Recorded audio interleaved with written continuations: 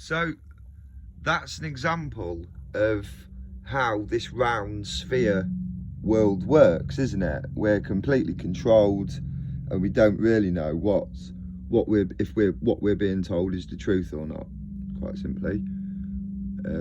But however, we do get confirmed that it's the truth by all the diagrams and the books that we get shown in school, and when we question it as a child, we get told to accept it because it's now grown-up time, and the grown-ups know what they're talking about, you know.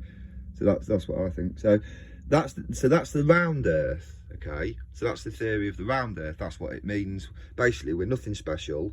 We're one of millions of planets in space, and there's absolutely nothing special about us. However, if our Earth is flat, or, you know, something anywhere in between that's not round, if it's flat, then that would implicate that everything else is round and sphere, and we're flat. Okay, so we're like a petri dish. we're special. Okay, and that's taking the religion side out of it. Let's just look at what common science tells us. So yeah, but you know, let's add in the premise that the world is actually flat, not round.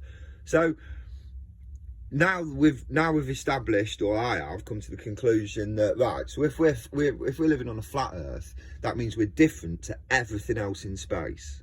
Everything. We're completely unique to everything else in space. Okay, and then I start thinking, the moon, it doesn't turn, does it? You always see the same side. Isn't that weird? Of course, it's caused by gravity, the thing that's proven by theorists coming up with the best thing they can think of, putting it on a textbook and teaching people for 200 years, and letting it filter down. So the truth by the textbook says that gravity, you know, and the moon all work together. So now we're confirming to people how the moon works based on the theory of gravity that no one knows, that was guessed.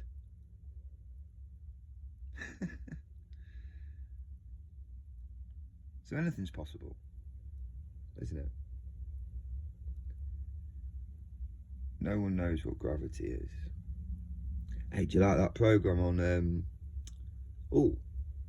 you know, Neil deGrasse Tyson was asked what gravity is. You know what he said? Next question. And the bloke's like, what? And he goes, well, we know we know the effect of it. He goes, we know what it does. We can estimate and predict. We can predict how things are going to be affected in it. But as to actually what it is, he goes, you know, we don't really know. You know, argue with Neil deGrasse Tyson about that, not me, dude.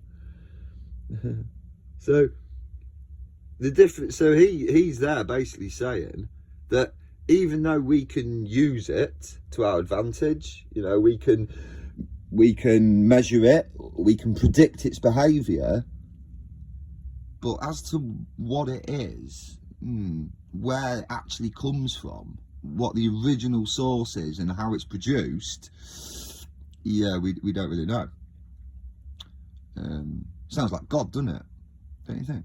No one knows what he is, or what he really is, you know, which could be scary, could be not. It could be the Men in Black thing, where we're made to a tiny scale. You know, if God's going to create beings with a potential for rebelliousness because he's given us free will and we're not robots, he's given us a conscience, but, you know, if we don't use it, then we're going to obviously start rebelling, aren't we? That's the only difference between a wild animal and a robot. A human with a conscience. A human without a conscience is an animal. A human with a conscience, it's not quite a robot, is he? He still thinks for himself, but he has guidelines. Oh, like Crichton off Red Dwarf. Brilliant. You remember that one when they travel back in time to get curries and he removes his behaviour chip, and then he starts acting just like literally probably like me on an episode, however he wants. He doesn't have a filter, he just says whatever he wants. They told him to get food, so he went and got food. They brought it back, didn't he? Lister and the cat are eating food, and they go, oh, this is nice, where'd you get this chicken leg from? And he's like, it's not that chicken leg, it's that dead man we found. And they're like, Why would you feed us dead people? He goes, well, I haven't got no protocol chip. You've just took it out so we can come here and do this. So you've removed all the rules that I'm guided by, and now, as a result, you're now eating a cannibal because I didn't have it in me to say no. This is not something that you do. You know, so it's the same with that really. Crichton and the protocol chip. So God's going to create people, but he can't create them as robots. He wants them to not do bad things, but of course you've got free will. So free will means that you have the potential to do bad things, which means if there's a potential to do bad things at some point will happen. So if you're going to do all this and create these people with a real potential for rebellion, and there's nothing really you can do about it because you have to give them free will. You've given them a conscience that's pretty much the furthest you can go. The rest is up to them really, isn't it? Why would you create them the same size? Dramatic long pause. Now think about the end of the Men in Black. When it zooms out and it's a load of galaxies, and then you're like, wow, this is amazing, this is enormous. And then it zooms out and it's a marble, okay? And then it zooms out even more and there's huge creatures playing marbles, okay? Why not? Why not? Why wouldn't it be similar to that? You're going to create something that's going to rebel. Why not make it tiny? And the evidence that I would suggest that would support that is that look at nanolife, biology. You know, things are so small. You know, these carpet bugs, apparently there's, you know, they're there but you can't see them, and you're sat on your carpet looking with your finger and you still can't see them, yet somehow they're there. Stuff like that. Stuff is so small, and I personally, after thinking about it and pondering, you know, my favourite word, pondering on it, I thought, why would God make things our size and then things really small so we can't see them without some sort of technology, glass, you know, magnifying glass, all that? And the conclusion I come to is, when things get really bad at the end, he knows technology will be around to see that there is actually, you know, as other people say, there's a whole other life, a whole other world, isn't there, microscopically. So originally, no one could see this microscopic world, well, could they? You know, and everyone's running around in caves and all that back in the early days. No one knew probably about this microscopic world because it was literally done about what you could see and touch and all that, wasn't it? So now that, you know, and God knows what's going to happen, he's not stupid. This has probably already happened before. Rick and Morty style, I bet this has already happened before, like 5 or 6 times. And he's just like, yeah, just going through the process, getting rid of the people that are no good, gathering the people that are, and once they're all gathered, I'm going to put them all on this one lovely planet called Planet X that only comes around every now and then, that no one really believes in, but yet somehow scientists actually say they're physical signs for it in the universe.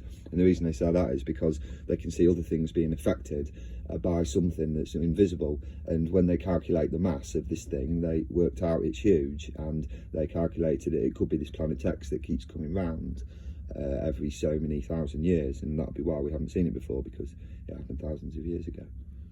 And you know, and I thought, I wonder if that's the paradise, because in the Bible it does say, again cryptically, I'm thinking cryptically, I'm not saying this is right, I'm just thinking cryptically, it says that God will he will create a new heavens and a new earth. So I think obviously most people and myself will think, oh, okay, that's right, he's going to create a new heavens and a new earth. So that will be a repair job, a renovation, you know.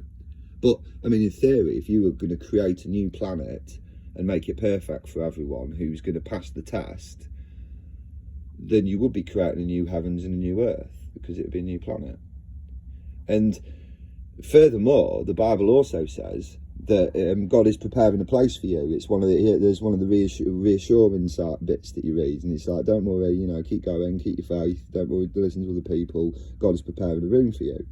And again, goes back to Red Dwarf, when Legion captures them, and the only way this Legion dude can stay awake, Legion, that's an interesting name as well, let's see what that, look into that, see what Legion actually means.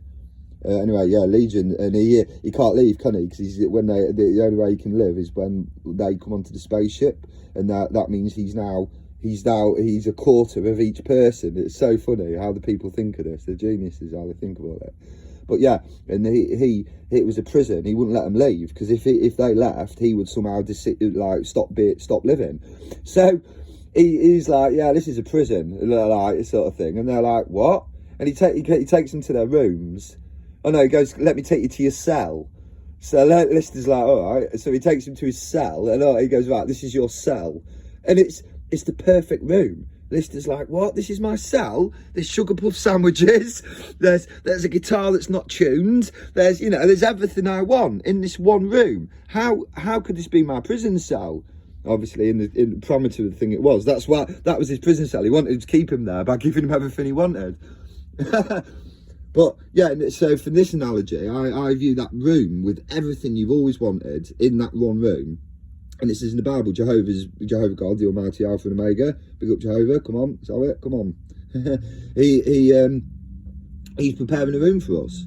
So I straight away a dwarf. I think, oh yeah, that'll be my room of everything I've always wanted. You won't be in there forever, would you? You just probably be in there. It'll be a little chill out period after all this, like the drama that's coming, and what we're gonna have to put up with and survive. After all that, we'll be in our room and we'll have someone come in and give us a medal. It's going to be tough, but it'll be very rewarding.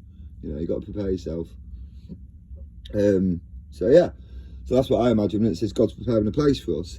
And again, that could speculating, it could suggest Planet X. He's preparing a place for us. Somewhere far, far away in the galaxy, he's been preparing this other planet that comes round every so many thousand years. Yeah. So yeah, you don't know. He's a God of possibilities, of endless possibilities. And also, I do know that I believe after the end, we're going to need to know what to do then, aren't we? Like we're only given the right instructions at the right time. So at the minute, our instructions are, keep going, get through the judicial process, and just keep going. But obviously, when we get to where we're going, where we keep going, that's obviously a destination. When we get there, and when we've passed the test at the end, and we're going to, that's it now, no more work. Every day is 24/7 holiday mode. Everything's been removed. Don't have to worry about anything. You've earned it. Now enjoy. In fact, I'm your master. I'm ordering you. You better be happy. Every day, you better be happy. Because if you're not, I'm going to come down there and I'll find a way to make you happy. Because this is what God will be like. He'll be so happy with us, right? And he'll say, oh, do you know what? He'll wake up in the morning and he'll think, they look really happy. They've done really well for me. I've seen how hard it's been for them. I feel human emotions. I've felt what they've been feeling. And I've felt how close they were to giving up, but they never did. And do you know what? I'm going to reward them more. I am. I know I've given them everything, but there's a little bit more I've been holding back. I could give them this, and that's what God is like naturally. He'd wake up in the morning and he'd go, right, how can I? These people have made me so happy, and I want to show them even more how grateful I am. And again, I can back this up with the Bible. King Solomon, he had genie in the bottle moment. He could ask for anything, and he asked for tools to do the job that God had given him. And as a result, he received everything. Again, this is a testament to God's love. First and foremost, he loves us so much that there's literally not a word to describe his love for us. In fact, I believe that if we was to experience the feeling that God and our Lord Jesus Christ, who gave us everything, felt the amount of love and compassion and empathy and support that they felt for us, if we was able to feel that, I think it would kill us. I think it would overload our senses. You see, that's how much he loves us, and that's why. You think about it. I say, oh, I could just stay at home and keep this information to myself. God could have easily wiped everyone's memory, all the angels, Men in Black style. He could have destroyed the earth, so it wouldn't have been a stain on his reputation. And he could have just carried on, because he can do anything. Okay, so when you can do anything, there's absolutely nothing that's impossible. He could have done that, but he didn't. He carried on, and the reason he carried on is because he saw the potential for the love and the beautiful times that the good people on earth can have. And because he's fair, he didn't want to destroy the earth, because not only is there evil, wicked people that needed going, there's also good people. So for the sake of the good people, the earth carries on.